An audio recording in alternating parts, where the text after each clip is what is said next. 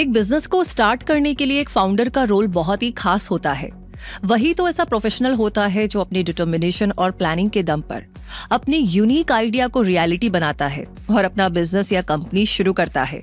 Zero से शुरू करके अपने आइडिया से एक बिजनेस बनाने में फाउंडर अपनी स्किल्स और नॉलेज का यूज करता है। बिजनेस से जुड़े रिस्क को भी अज्यूम करता है और शुरू में अक्सर अपना पैसा लगाकर कंपनी शुरू करता है। ये फाउंडर अपनी कंपनी के direction, vision, mission, initial management structure और टीम कंपोजिशन सभी के लिए रिस्पॉन्सिबल होता है।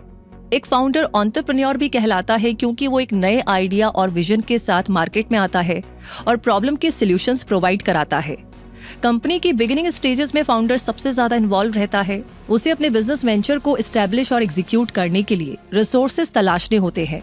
इन्वेस्टर्स और फाइनेंशियल इंस्टीट्यूशन से लोन सिक्योर करने होते हैं।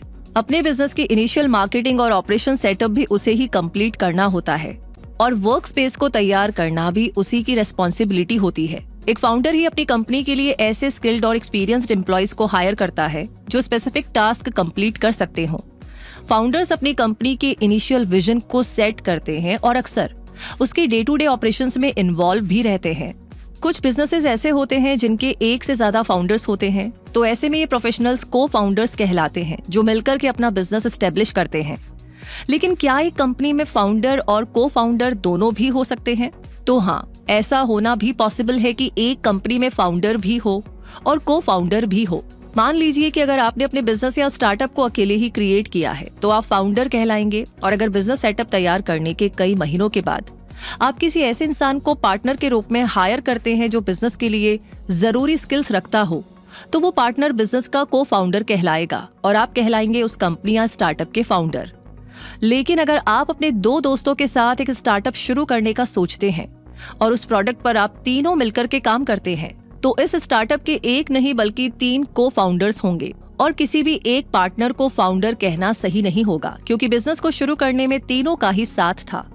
तो इस तरह आपने जाना कि फाउंडर वो है जिसने बिजनेस को स्टार्ट किया, और अगर कई लोगों ने मिलकर बिजनेस शुरू किया है तो वो सभी को फाउंडर्स हैं। जबकि बिजनेस सेट करने के काफी समय के बाद किसी पार्टनर को बिजनेस से जोड़ा गया है तो वो को फाउंडर कहलाता है और बिजनेस शुरू करने वाला फाउंडर। अब फाउंडर और को फाउंडर का कंफ्यूजन तो दूर हो गया, लेकिन फाउंडर और सीईओ के बीच डिफरेंस कैसे किया जाएगा, ये जानना भी तो जरूरी है।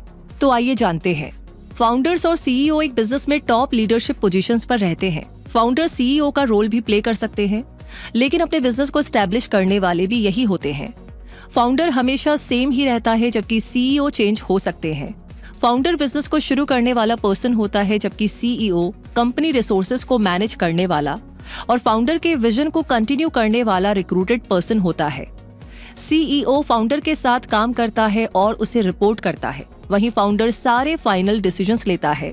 एक सीईओ बोर्ड मेंबर्स के साथ क्लोजली काम करता है, वहीं फाउंडर केवल स्पेसिफिक जरूरतों के समय या बिजनेस के इनिशियल डेवलपमेंट के समय ही बोर्ड के साथ कम्युनिकेट करता है। इसका मतलब फाउंडर और सीईओ की पोजीशंस तो बिजनेस में टॉप लेवल पोजीशंस होती हैं, लेकिन दोनों में सुपीरियर फाउंडर ही होता है जो कि कंपनी का सीईओ भी हो सकता है। लेकिन एक फाउंडर ये कैसे डिसाइड करता है कि उसे सीईओ की पोजीशन लेनी चाहिए या नहीं? तो कंपनी का सीईओ यानी चीफ एग्जीक्यूटिव ऑफिसर बनने से पहले एक फाउंडर बहुत से इंपॉर्टेंट फैक्टर्स को कंसीडर करता है, जिसमें फाउंडर अपनी उन स्ट्रेंथ्स और एबिलिटीज पर गौर करता है जो उसे एक सीईओ के रोल के लिए सूटेबल बना सकती हैं। अगर उसमें एक सीईओ के लिए जरूरी स्ट्रॉन्ग लीडरशिप और ऑर्गेनाइजेशनल स्किल्स हों, तो वो सीईओ की पोजीशन लेने की सोच सकता है, जबकि ऐसा नहीं होने पर वो एक सीईओ हायर करने का इरादा भी बना सकता है। और फिर एक फाउंडर के लिए डेली बेसिस पर एक सीईओ और फाउंडर दोनों के रोल प्ले करना टफ टास्क भी बन सकता है, जो उसकी न्यू कंपनी की परफॉर्मेंस को अफेक्ट कर सकता है।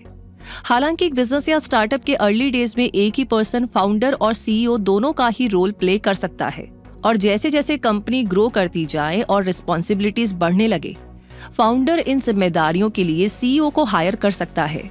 इस तरह एक फाउंडर सीईओ भी हो सकता है और सीईओ को हायर भी कर सकता है, और इसी तरह एक फाउंडर कंपनी का ओनर भी हो सकता है।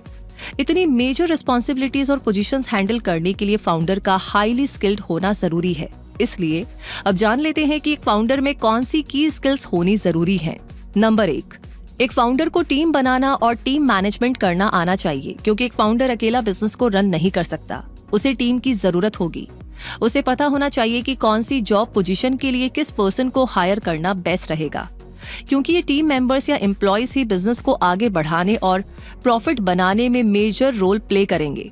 इसलिए स्टेक होल्डर्स और इन्वेस्टर्स से लेकर के सप्लायर्स और एक एम्प्लॉयज तक हर एक का सही सिलेक्शन करना और उनसे बनी टीम को सही तरीके से मैनेज करने की स्किल एक फाउंडर में होनी जरूरी है।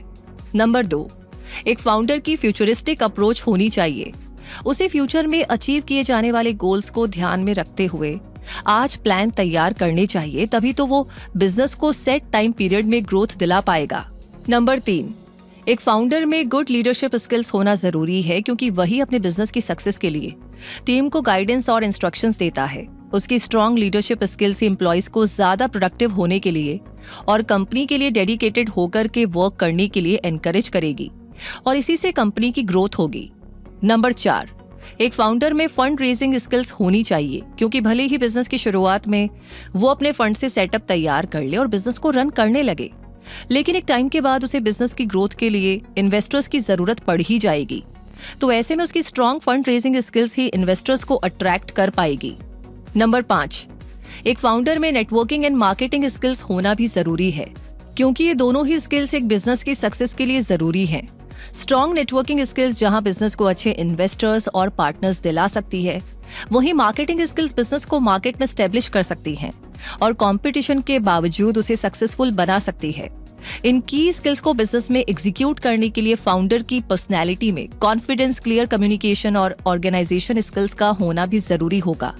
उसकी क्रिएटिव थिंकिंग और बिजनेस नॉलेज उसे अपने गोल्स को अचीव करने में हेल्प करेगी और हाईली कॉम्पिटिटिव बिजनेस की दुनिया में मजबूती से टिके रहने और ग्रो करने में मदद करेगी।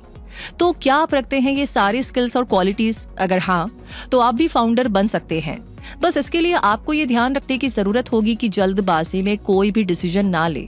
अगर आपके पास कोई यूनिक और सोल्यूशन ओरिएंटेड आइडिया है तो उसे तुरंत एक बिजनेस में कन्वर्ट करने से पहले थोड़ा रुकिए, अपने फील्ड के मार्केट की अच्छी तरह स्टडी करें, प्रॉपर रिसर्च के बाद ही इस आइडिया को एग्जीक्यूट करने के बारे में सोचें। और अगर आप अपने इस ड्रीम प्रोजेक्ट को सक्सेसफुल बनाने के चांसेस हाई करना चाहते हैं तो पहले स्टार्टअप को करीब से समझने पर जोर दें, बजाय स्टार्टअप शुरू करने के। इसके लिए आप अपने फील्ड के किसी सक्सेसफुल स्टार्टअप में काम कर सकते हैं या इंटर्न बनकर के वर्क पैटर्न को समझ सकते हैं। ये एक्सपीरियंस आपके स्टार्टअप के लिए बहुत ही आपकी हेल्प करेगा। आप अपने फील्ड के 1 या 2 मेंटोर्स से गाइडेंस भी ले सकते हैं, ताकि उनके एक्सपीरियंसेस का बेनिफिट आपको अपने बिजनेस में मिल सके। इसके अलावा आप एंटरप्रेन्योरशिप क्लासेस और स्टार्टअप इवेंट्स को भी अटेंड कर सकते हैं, ताकि इस इंडस्ट्री को समझना आपके लिए आसान हो जाए और आप स्ट्रॉन्ग नेटवर्क भी बिल्ड कर पाए। इसके साथ साथ फंड रेजिंग के ऑप्शंस भी तैयार रखिए, क्योंकि बिजनेस है तो फंड तो आपको चाहिएगा ही। और इस तरह पूरी तैयारी करने के बाद जब आप स्टार्टअप वर्ल्ड में एंट्री लेंगे तो इसमें अपनी शुरुआत करना और अपने स्टार्टअप को सक्सेसफुल बनाना आपके लिए पहले से ज्यादा आसान होगा, क्योंकि इस फील्ड की हर बेसिक और इम्पोर्टेंट जरूरत को आप समझ रहे होंगे और ऐसा करके आप भी फाउंडर बन पाएंगे। इनफैक्ट एक सक्सेसफुल फाउंडर बन पाएंगे। तो फिर हो जाइए तैयार, पूरी तैयारी के साथ मैदान में उतरिए और सक्सेसफुल फाउंडर बन जाइए। और फाउंडर बनने पर बेस्ड ये जानकारी आपको कैसी लगी हमें कमेंट करके जरूर बताइएगा। लाइक ऑलरेडी कर दिया है तो प्लीज इसे शेयर करना बिल्कुल ना भूले। कोई आपका सवाल है तो उसे लिख भेजिए। और बाकी अगर अभी तक आपने सब्सक्राइब नहीं किया है तो लगे हाथ जल्द से जल्द सब्सक्राइब करके बेल आइकन प्रेस कर दीजिए, ताकि ऐसी जानकारियां जो आपको बेनिफिट देती है, ग्रोथ दिलाती है, उन्हें आप कभी भी मिस ना करें।